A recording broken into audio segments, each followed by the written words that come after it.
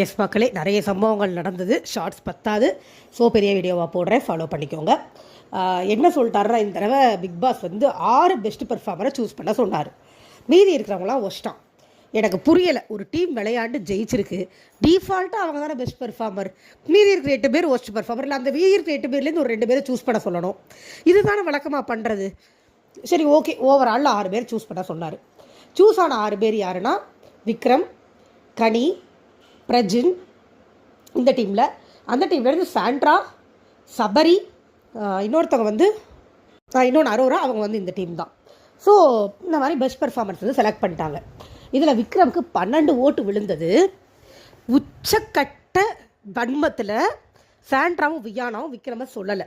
Vikram character நல்லா பண்ணாருங்க. நிறைய சுச்சுவேஷன்ஸில் கூட அவர் அந்த வாய்ஸ் மெயின்டைன் பண்ண ட்ரை பண்ணார். ஒரிஜினலாக அவர் எம்ஆர் ராதா மாதிரிலாம் பண்ண முடியாது. அதை விட எல்லாரும் சொல்ல ஆரம்பிச்சுடுவாங்க, அவர் என்ன கிழிச்சார் அதே மாதிரி பண்ணாரான்னு. ஓரளவுக்கு மேக்கப் பண்ணது நல்லா தான் பண்ணார். அங்கே இருந்த 6 பேருமே ஒர்த்து தான்.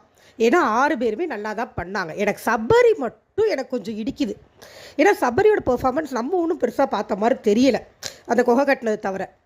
என்னையை கேட்டால் சபரிக்கு பதிலாக இவர் வந்திருந்திருக்கலாம், வினோத் வந்திருந்திருக்கலாம் நான் சொல்லுவேன். ஏன்னா வினோத் கொஞ்சம் பண்ண ட்ரை பண்ணார். சுபிக்ஷா வந்திருந்திருக்கலாம். சுபிக்ஷா கேரக்டர் இல்லைனா கூட டாஸ்க்கை நல்லா பண்ணாங்க. ஓவரால் பார்க்கும்போது பார்வதி கமருதீன் வராததெல்லாம் ஒன்றும் பிரச்சனை இல்லை. அண்ட் சர்ப்ரைசிங்லி பார்வதி சொன்ன பெஸ்ட் பெர்ஃபார்மன்ஸ் எல்லாமே ரொம்ப கரெக்டாக இருந்தது.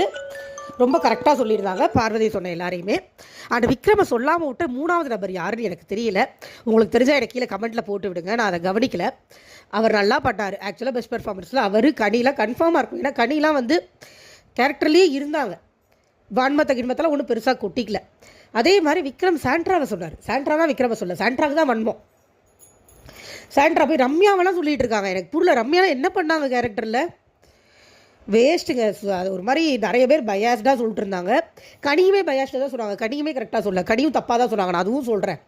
கனி வந்து கண்டிப்பாக தப்பாக தான் சொன்னாங்க, கரெக்டான ஆளுங்களை சொல்லலை. ஸோ இது இப்படியே போச்சு. இதுக்கப்புறமா மீதி இருக்கிறவங்க மீதி 10 பேர் ஒஸ்டன்ட்டாங்க.